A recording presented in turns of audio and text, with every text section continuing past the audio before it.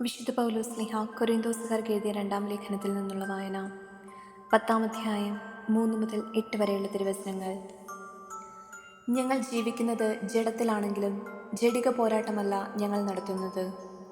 എന്തുകൊണ്ടെന്നാൽ ഞങ്ങളുടെ സമരായുധങ്ങൾ ജഡികമല്ല, ദുർഗമങ്ങളായ കോട്ടകൾ തകർക്കാൻ ദൈവത്തിൽ അവ ശക്തങ്ങളാണ്. ദൈവത്തെപ്പറ്റിയുള്ള അറിവിനെതിരായ വാദമുഖങ്ങളെയും ദൗത്യപൂർണമായ എല്ലാ പ്രതിബന്ധങ്ങളെയും ഞങ്ങൾ തകർക്കുകയും ക്രിസ്തുവിനെ അനുകരിക്കേണ്ടതിന് എല്ലാ ചിന്താഗതികളെയും കീഴ്പ്പെടുത്തുകയും ചെയ്യുന്നു.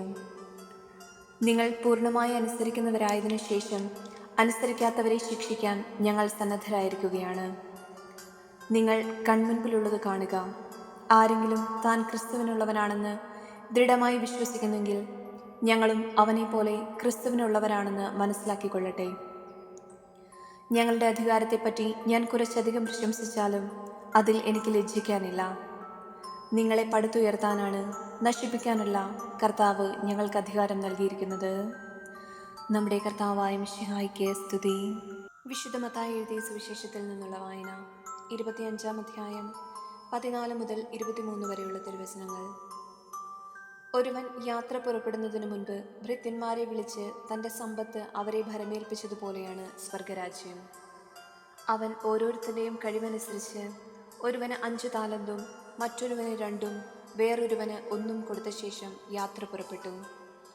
5 താലന്ത് ലഭിച്ചവൻ ഉടനെ പോയി വ്യാപാരം ചെയ്ത് 5 താലന്ത് കൂടി സമ്പാദിച്ചു.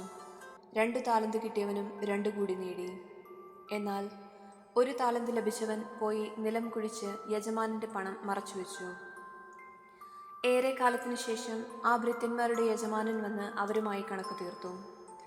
5 താലന്ത് കിട്ടിയവൻ വന്ന് 5 കൂടി സമർപ്പിച്ച്, യജമാനനെ, നീ എനിക്ക് 5 താലന്താണല്ലോ നൽകിയത്. ഇതാ ഞാൻ 5 കൂടി സമ്പാദിച്ചിരിക്കുന്നു എന്ന് പറഞ്ഞു. യജമാനൻ പറഞ്ഞു, കൊള്ളാം, നല്ലവനും വിശ്വസ്തനുമായ ഭൃത്യ. അല്പകാര്യങ്ങളിൽ വിശ്വസ്തനായിരുന്നതിനാൽ അനേക കാര്യങ്ങൾ നിന്നെ ഞാൻ ഭരമേൽപ്പിക്കും. നിന്റെ യജമാനന്റെ സന്തോഷത്തിലേക്ക് നീ പ്രവേശിക്കുക. 2 താലന്ത് കിട്ടിയവനും വന്നു പറഞ്ഞു, യജമാനനെ, നീ എനിക്ക് 2 താലന്താണല്ലോ നൽകിയത്.